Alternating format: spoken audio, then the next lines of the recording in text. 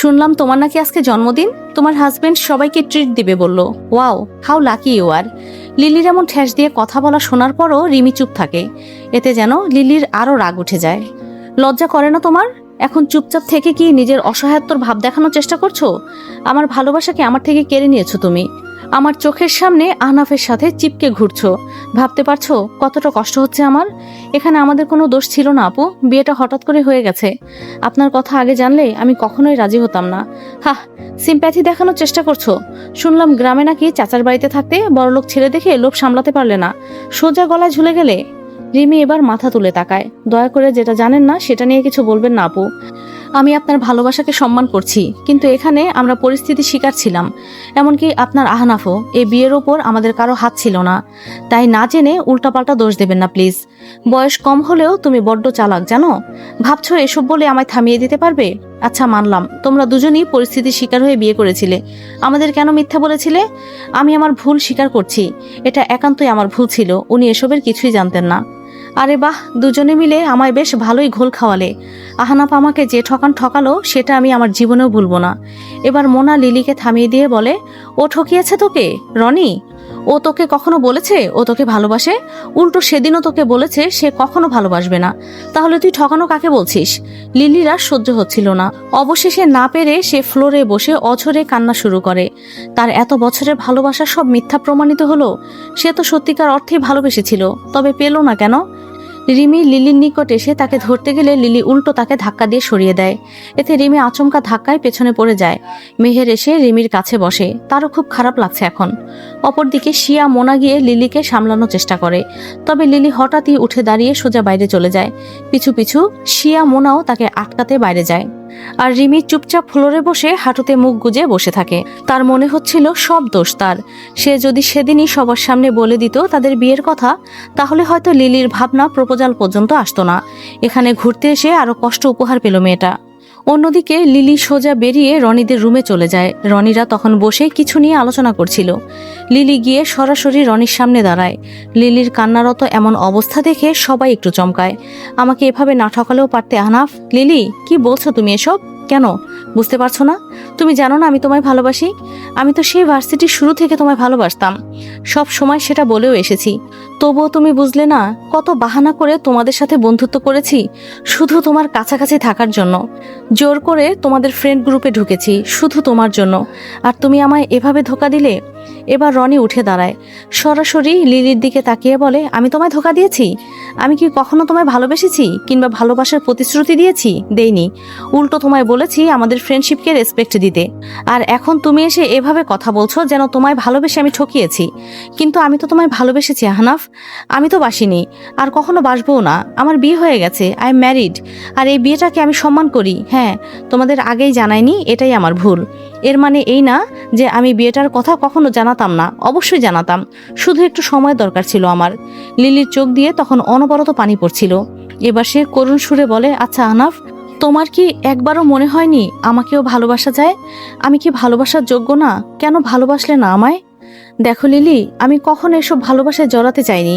এই প্রেম ভালোবাসা টাইপ জিনিসগুলো আমার তেমন পছন্দ না। জানতাম এভাবে ছেলে মেয়ে একসাথে ফ্রেন্ডশিপ হলে কারো না কারো মনে এসব অনুভূতির জন্ম হবেই। তাই কখনো মেয়েদের সাথে এমন ফ্রেন্ডশিপ করতেই চাইনি আমি। তবে অজান্তেই তোমাদের সাথে একটা সুন্দর বন্ডিং হয়ে গিয়েছিল আমাদের। তাই সেই ফ্রেন্ডশিপটাকে আমি রেসপেক্ট করেছি সর্বদা। কখনো কি এসব ট্যুরে আসতে বলতাম আমরা? না, বরং তোমরা নিজেরাই রাজি হয়েছিলে। মোনা হিমেলের কাজিন, অ্যান্ড আরও একটা কারণ আছে তাদের। আর তুমি আর শিয়া একসাথেই থাকতে। তোমাদের সাথে তেমন ক্লোজলি বিহেভিয়ার আমরা কেউ করিনি, যাতে আমাদের ফ্রেন্ডশিপ নিয়ে কেউ অন্য কিছু না বলুক। এখন যদি নিজেরা মনে মনে এসব কারণ তৈরি করে বসো তাহলে তো আমাদের কিছুই করার নেই। এত সহজে এসব কথা বলে দিলে আহনাফ? সব সত্যি কথাই বলেছি আমি লিলি, এসবের একটাও মিথ্যে নয়। লিলি স্তব্ধ হয়ে সব শুনতে থাকে। আসলেই তো রনি সর্বদা ফ্রেন্ডশিপকে গুরুত্ব দিয়েছে। কখনো তার ব্যবহারে ভালোবাসার মতো কোনো চিহ্ন ফুটে ওঠেনি, বরং লিলি সেই শুরু থেকে রনিকে ভালোবেসে এসেছে। রনি নিশ্চয়ই এখন তাদের বিয়েটা নিয়ে হ্যাপি। মাঝখান থেকে লিলি কাটা হয়ে দাঁড়ালো। লিলি আর রনির মুখোমুখি হতে পারে না, টলমলো পায়ে ধীরে ধীরে রুম থেকে বেরিয়ে যায়।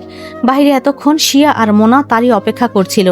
তাদেরও বলার মতো কিছুই থাকে না, কারণ তারা এই পরিণতি সম্পর্কে আগে থেকেই ধারণা করে রেখেছিল। অনেকবার লিলিকে সতর্কও করেছে, অথচ লিলি সেসবে পাত্তা না দিয়ে নিজের মতো ভালোবেসে গেছে। আর এটাই তার সেই ভালোবাসার পরিণতি।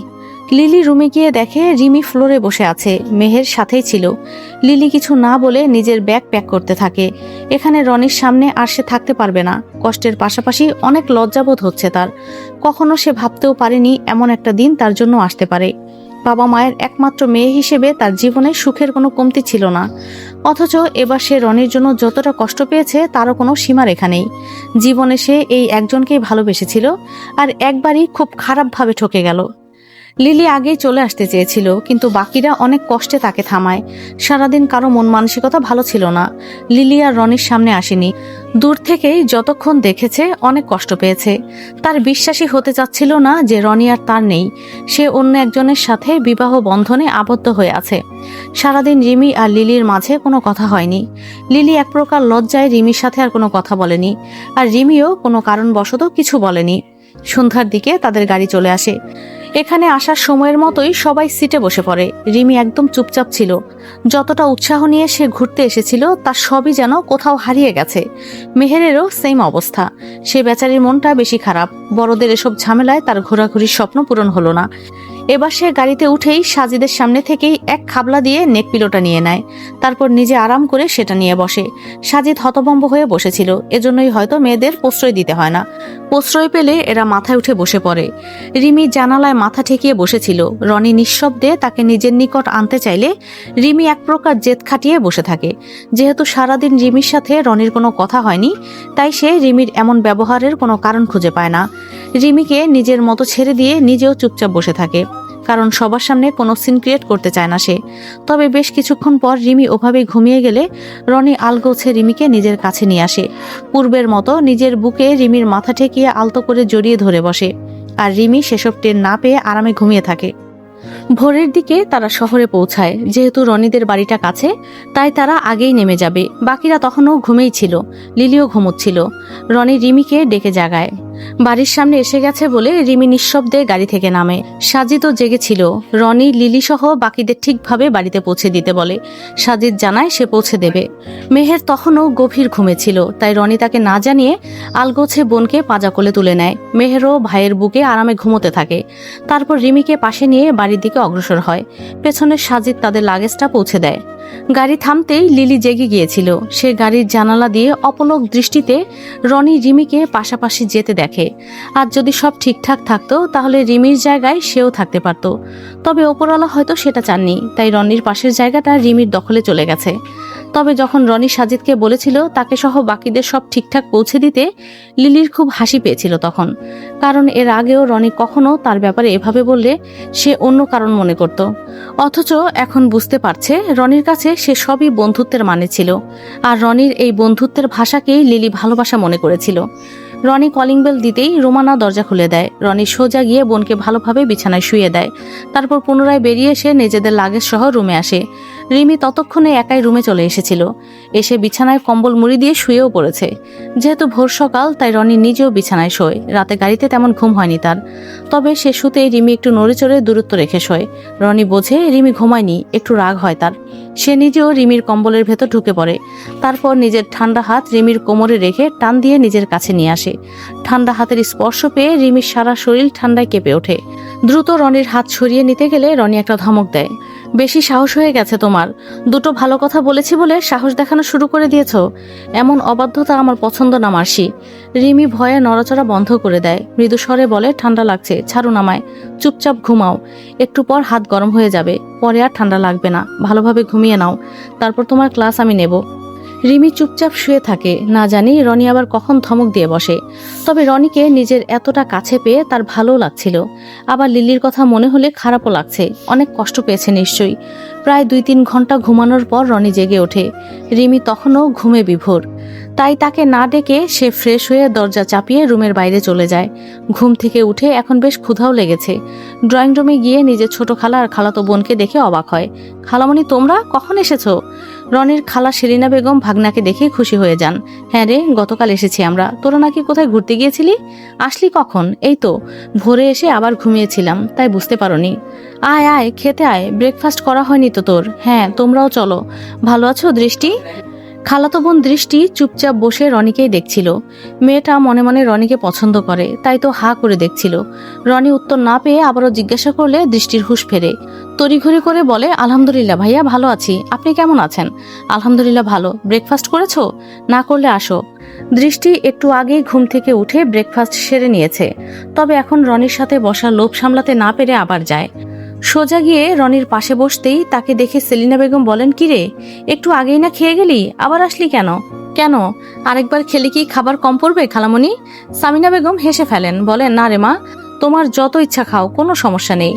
রনির ব্রেকফাস্ট করার সময় রিমি ধীরে ধীরে এদিকে এগিয়ে আসে, তবে এখানে এসে সামনে অপরিচিত মানুষদের দেখেই থমকে দাঁড়ায়।